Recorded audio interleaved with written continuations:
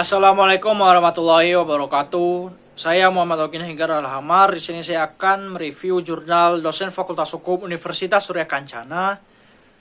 Di mana kali ini saya akan mereview jurnal yang dibuat oleh Bapak Deddy Mulyadi dengan judul Inovasi Fungsi Perguruan Tinggi di Tengah Pusaran Pemilihan Kepala Daerah tahun 2018. Fungsi perguruan tinggi sebagai wadah pembelajaran mahasiswa dan masyarakat, wadah pendidikan calon pemimpin bangsa, sebagai pusat pengembangan ilmu dan pengetahuan dan teknologi, sebagai pusat kajian kebijakan dan kekuatan moral untuk mencari dan menemukan kebenaran, dan pusat pengembangan peradaban bangsa. Dengan demikian, maka peran perguruan tinggi menjadi epicentrum atas kemajuan peradaban suatu bangsa, terkhusus dalam konteks demokrasi lokal, pemilihan kepala daerah atau pilkada, provinsi dan kabupaten atau kota di tahun 2018. Sebagai bagian dari implementasi demokrasi lokal.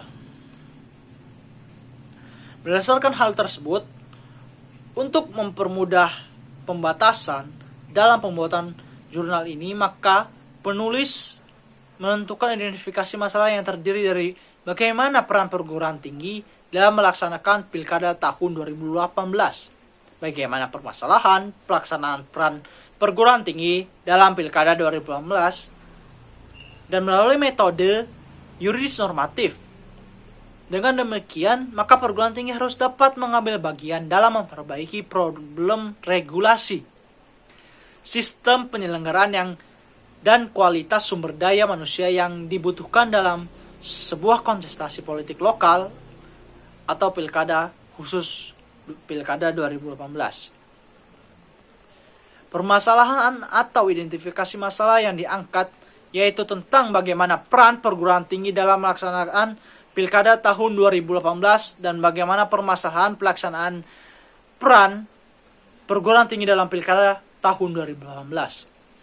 Dalam pembahasan dari jurnal ini dijelaskan bahwa peran perguruan tinggi dalam pelaksanaan pemilihan kepala daerah secara serentak pada tahun 2018 merupakan internalisasi peran perguruan tinggi sesuai dengan Undang-Undang Nomor 12 Tahun 2014 tentang Pendidikan Tinggi, khusus pasal 58 ayat 1 yang dapat disebutkan ke beberapa hal, di antaranya yang pertama, peran perguruan tinggi dalam pelaksanaan pilkada tahun 2018 sesuai dengan Undang-Undang Nomor 12 Tahun 2018 tentang Pendidikan Tinggi secara konkret melalui kebijakan perguruan tinggi yang dilakukan adalah memperbanyak penelitian atau studi dan diskusi tentang pilkada, membuat pusat studi pilkada, kebijakan perguruan tinggi mengenai pembukaan jurusan pemilu di Fakultas Hukum, konsentrasi jurusan Hukum Pemilu, dan Fakultas Ilmu Sosial dan Ilmu Politik, konsentrasi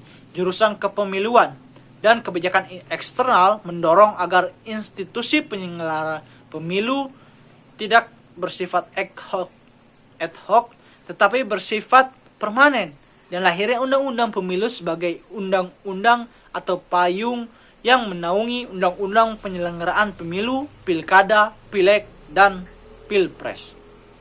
Lalu yang kedua, permasalahan pelaksanaan peran perguruan tinggi dalam pilkada tahun 2018 berdasarkan perkembangan peran perguruan tinggi ternyata tidak hanya mudah, mengingat ada berbagai permasalahan yang harus diselesaikan.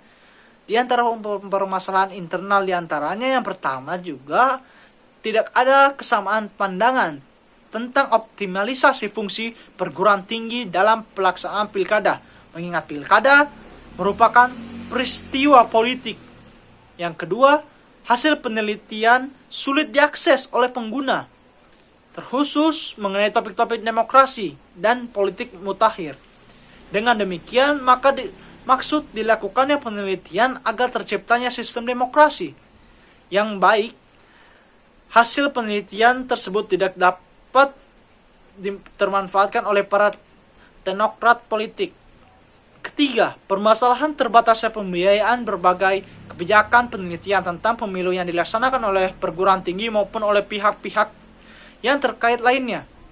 Permasalahan eksternal terdiri dari yang pertama, permasalahan trust atau kepercayaan dari stakeholder atas pemanfaatan hasil penelitian yang telah dilakukan oleh perguruan tinggi, terkhusus penelitian yang berkaitan dengan demokrasi dan kepemiluan.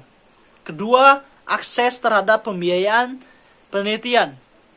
Dan yang ketiga, permasalahan birokrasi penelitian yang sumber dananya adalah dari pemerintah. Cukup sekian dari saya. Wabillahi wa taufiq wal hidayah. Wassalamualaikum warahmatullahi wabarakatuh.